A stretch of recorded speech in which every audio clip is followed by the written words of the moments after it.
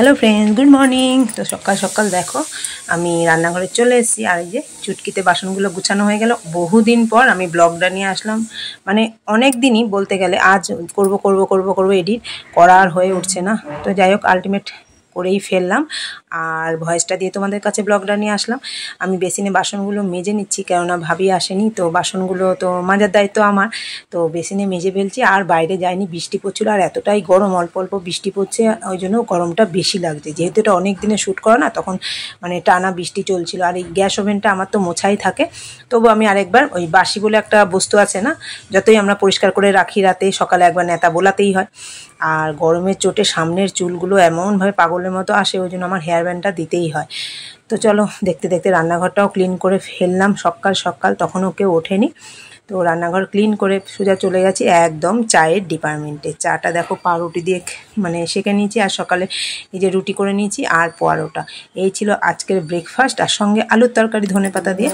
তো দুভাগে কেন করেছি পরোটা ছেলে স্কুলে নিয়ে যাবে। আর দেখো সবুজ সবুজ গাছ, মানে ছাদে হাওয়া হচ্ছে, খুব ভালো লাগছে। এই টবগুলো না, মানে আমি সেভাবে তো যত্ন করি না, মাঝে মধ্যে একটু আগাছাগুলো ফেলে দিই টেনে, আর বর্ষার জলে তো জল দিতে হয় না। মানে ছাদে এসছি, এত সুন্দর লাগছে না, সবুজে সবুজ, আর হাওয়া হচ্ছে।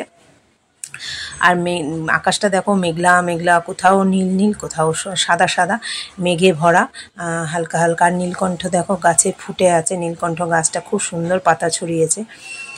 আবার দেখো সোজা চলে যাচ্ছি, এক গামলা নিয়ে এসেছি ছাদে। ওই ছাদে আসলে একটু গাছগুলো তোমাদের সাথে শেয়ার করি, আর এই জামাকাপড়গুলো একটু মেলে দিচ্ছি। অনেকগুলো জামাকাপড় দেখো তোমরা।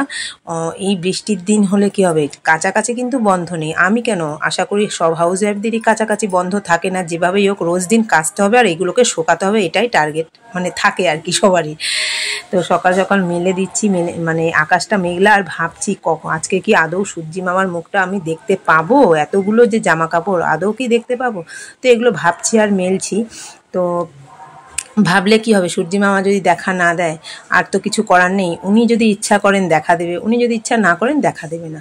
তো বলতে বলতে আমার অনেকগুলো মেলাও হয়ে গেছে। তো আজকে ব্লগটা কেমন লাগছে, আমি অনেক দিন পর দিচ্ছি বলে প্লিজ তোমরা স্ক্রিপ্ট করো না বা ঠেলে ওপরে দিও না, একটু সাথে থেকো, সঙ্গে থেকো। তো দেখো পুরো তারটাই আমার মানে মেলতে মেলতে কভার হয়ে যাবে।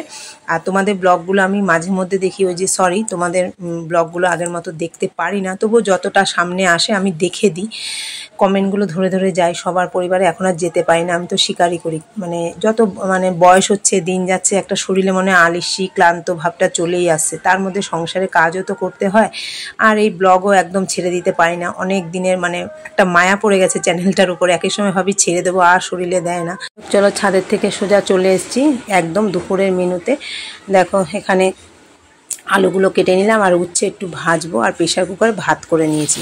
উচ্ছেগুলো একটু পেঁয়াজ কালি জিরে দিয়ে ভাল লাগে, শুকনো শুকনো করে ভেজে না, একটু আদা রাঁধুনি বাটা দেবো, খুব ভালো লাগে। এই যে আদা রাঁধুনি বাটাটা দিয়েছি, কেন যেন কালো কালো হয়েছে বুঝতে পারলাম না, কিন্তু খেতে কিন্তু ভালো হয়েছে। এবার রাঁধুনি বেশি পড়ে গেছে সেটাই, আর সঙ্গে হচ্ছে মুগ ডাল, যেহেতু নিরামিষ করবো, সরি নিরামিষ না, মুগ ডালটা এমনিই করবো।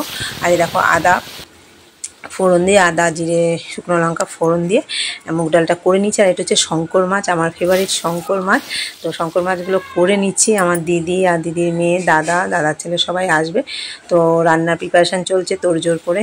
দিদি মেয়ে বলছে মাসি শঙ্কর মাছ খাবো, তো শঙ্কর মাছটা কিনে ফ্রিজে রেখে দিয়েছিলাম। তো আমাদের এখানে বৃহস্পতিবার হাট ছাড়া পাওয়া যায় না, তো একদিন ফ্রিজে ছিল, তারপরে রান্না করছি। তো এই শঙ্কর মাছ যারা যারা খাও বা খেতে জানো, ভালোবাসো, একদম মাংসের মতো লাগে। ফাইনালি দেখো মাছগুলো ভাজা হয়ে গেছে, ওদিকে মুগ ডালটাও হয়ে গেছে, আর এখানে আলু কষানোও হয়ে গেছে। একদম মানে মাংস খাচ্ছ, খাসির মাংস আর শঙ্কর মাছ খাওয়া একরকম।